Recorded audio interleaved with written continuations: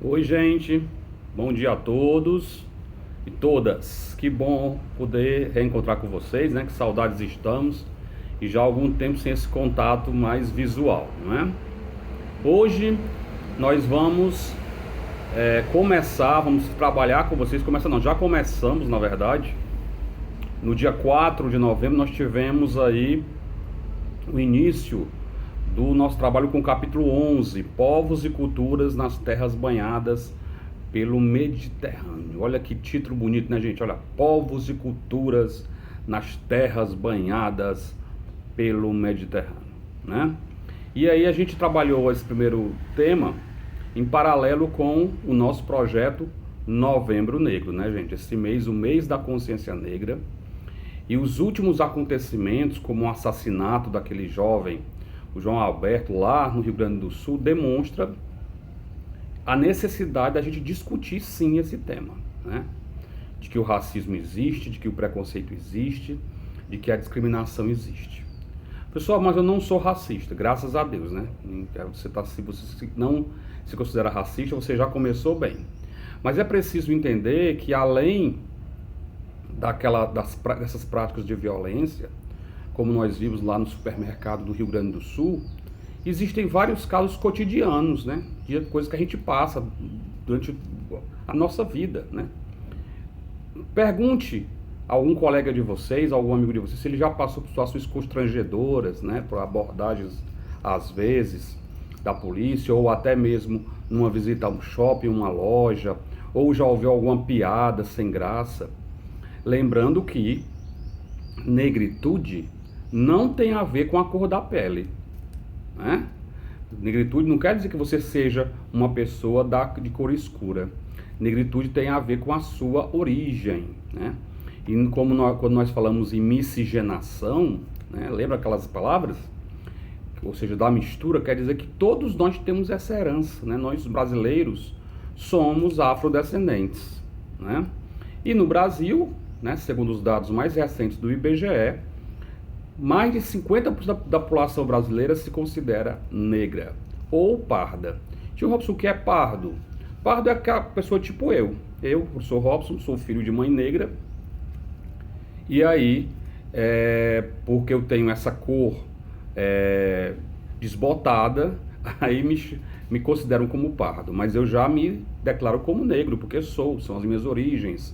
São minha mãe, são os meus avós, então eu venho de uma origem realmente negra. E isso deve ser motivo de orgulho para todos nós, né? Uma coisa importante a gente valorizar. Então o Novembro Negro ele existe para isso, para a gente valorizar a importância da cultura, da história, das tradições, dos valores, da filosofia, né? E quando você pesquisa, investiga a história da Mãe África, você vai ver que cultura rica, que filosofia rica. Muitas coisas, inclusive, que nós usamos hoje, veio de lá. Não só as palavras, não só as comidas, mas o nosso próprio modo de ser e de viver, tá bom? Então esse projeto foi uma tentativa da gente refletir sobre isso, né? E a escola é para isso também, né? Como eu sempre digo, a escola é um treino para a vida, a gente tem que estar preparado para os desafios da vida, né? Um desafio muito grande de hoje em dia é promover essa cultura da tolerância, né? Do respeito, né? Estarmos abertos para aprender coisas novas, né, gente? Isso é muito importante. Tudo bem? Então, eu recebi de vocês as atividades, né?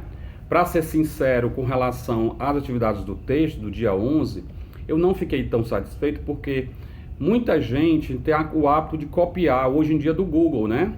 Você vai lá no Google e muita gente copiou simplesmente o texto do Google e colocou. E a primeira coisa que eu faço como professor que sou é saber de onde você tirou aquele texto. Aí eu fui lá, copiei o texto de vocês no Google, tá lá todo o texto. Então, gente, como a gente tá nessa situação diferente esse ano, muito complicada com relação a recursos e tudo mais, não é que eu tenha deixado passar, mas eu entendi, faltou essa questão dessa orientação, do treinamento, né? Vocês estão longe da escola, mas é preciso ficar atento para isso. Como também a parte artística, dos desenhos e das poesias, Tanto tinha pesquisas, poesias copiadas, que não faz o menor sentido, como também os desenhos, pessoal, careciam de qualidade. Tudo que você for fazer na sua vida, faça com capricho, faça com dedicação, porque aquilo é a sua marca, é você, né? Então é preciso, a gente tem que aprender a respeitar os prazos, tem que aprender a respeitar os horários, né? Vocês já são rapazes e moças capazes de ser responsável por alguns dos seus atos, pelo menos no que respeita à escola, né? Então preciso cuidar dessas coisinhas, tá bom, pessoal? Mas eu tenho certeza que a gente está aprendendo junto. Mas vamos lá, o capítulo 11, que é o nosso tema de hoje. Povos e culturas nas terras banhadas pelo Mediterrâneo. Para começar, você vai perguntar, professor, não entendi nada do texto. Aí você vai lá, Mediterrâneo. O que lembra Mediterrâneo? Bem, se você lembrar das aulas anteriores de Roma, nós tivemos 4 aulas sobre Roma, você vai ver que Mediterrâneo era como os romanos chamavam Mare Nostrum, que é o nosso mar, né? Traduzindo, que é o mar Mediterrâneo, que é o mar que banha ali o sul da Europa. Pode ver aí no Mapa Mundi, no final do seu livro, tem lá, ou mesmo nos capítulos, tem lá, né? Você vai ver lá a Península Itálica, tem lá o mar Mediterrâneo, Mare Nostrum. Então esse capítulo vai falar sobre esses povos, né? Cujas populações, cujos países eram banhados pelo mar Mediterrâneo, tá bom? E ele vai começar a falar sobre a desagregação do Império, aí na página 183. Tio Robson, o que é desagregação? Vai falar sobre o fim, né? O Império Romano teve um período de ascensão, ele começou lá no século 8 a.C., evoluiu de monarquia para república, né, gente? Atingiu seu auge durante o Império Romano, que nós estudamos, e a partir do século 3, ele vai começar a entrar em declínio, né? Ele vai apontar aí vários fatores, né? O fator mais importante é que esse império ele vai se tornar tão vasto, tão grande, que vai ser difícil administrar. Então isso favoreceu o surgimento de corrupção, os governadores faziam o que queriam nas suas províncias, causavam animosidades, né, dos habitantes locais. E também houve um aumento da cobrança de impostos. Para manter um império grande, né, gigantesco, era preciso cobrar impostos para poder pagar o exército. E esses impostos recaíam sobre a população que ficava revoltada. Esse é um dos motivos importantes que tem que se levar em consideração. Isso vai gerar, é claro, uma crise econômica, tá bom? Com esse processo de expansão do Império Romano, ele desde sempre enfrentava ameaças de inimigos, né, de invasões. Especialmente na parte norte da Europa, vinham povos chamados de povos bárbaros, ok? E esses povos bárbaros, eles ameaçavam a integridade do Império Romano. E eles eram vistos absolutamente como povos brutos, como povos violentos. Isso vai ocasionar o chamado processo de ruralização. Veja aí na página 184. O que é o processo de ruralização? As pessoas vão abandonar as cidades com medo e vão para o meio rural, né? Isso vai também contribuir para tornar as cidades mais fracas, cidades esvaziadas, e vai contribuir para também o declínio do Império Romano. Os mais ricos iam para suas terras. Os mais pobres iam também para o meio rural ficar nas terras desses ricos. E como é que isso funcionava? Era um sistema chamado de colonato, né? Eles trabalhavam determinados dias da semana para o senhor da terra em troca da permanência, né? Da segurança que essas terras ofereciam.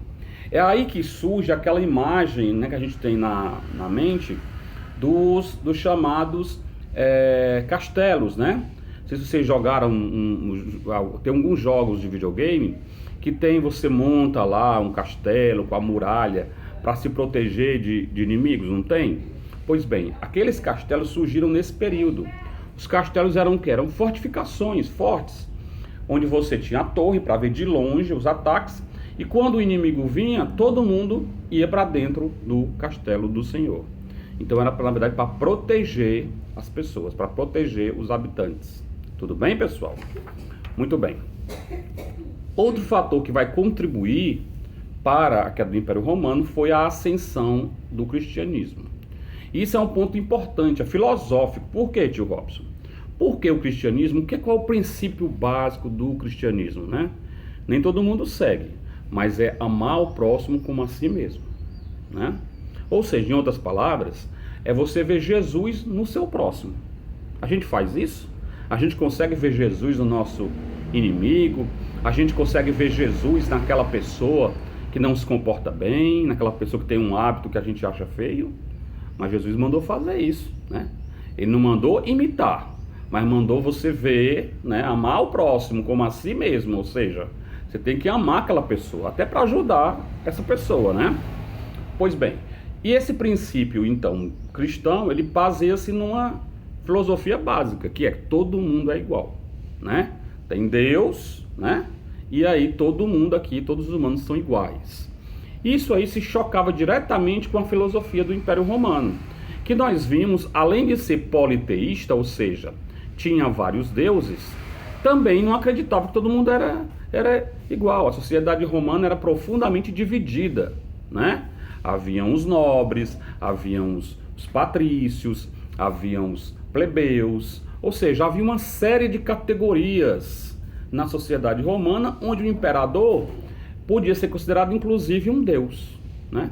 Então, essa visão cristã, que todo mundo era igual, se chocava com o Império Romano. Quando o cristianismo começou a se espalhar no Império Romano, obviamente, ele foi bastante perseguido, tá bom? Então, houve uma perseguição aos cristãos, inclusive vários apóstolos foram perseguidos e mortos, né? Pedro, apóstolo de Jesus, foi crucificado de cabeça para baixo. Paulo, o apóstolo de Jesus, também, ele ia ser morto, também crucificado. Mas quando ele foi capturado, ele disse: opa, olá, eu sou um cidadão romano, né? E se você estudar, lembrar lá dos capítulos de Roma, a cidadania romana era alguma coisa muito importante naquela época. Então, um dos privilégios do cidadão romano é que ele não podia ser crucificado. Então, Paulo, ele morreu, foi decapitado, mas foi uma morte mais rápida, né, do que ser crucificado. Tudo bem? Na parte 2 da aula, já a gente vem falar um pouquinho sobre os germanos e a conclusão do capítulo, tá bom? Então, você sai desse vídeo e entra na parte 2.